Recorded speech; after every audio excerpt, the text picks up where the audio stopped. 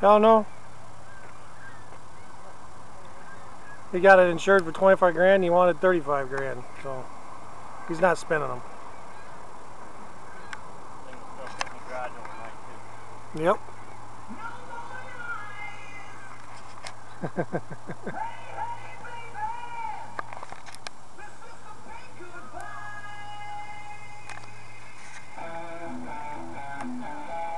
Damn, his highs are good. Well, that's what?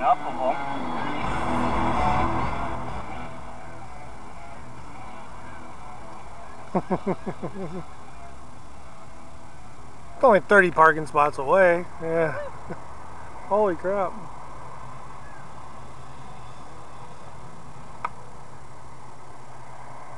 Oh, then he turns it down.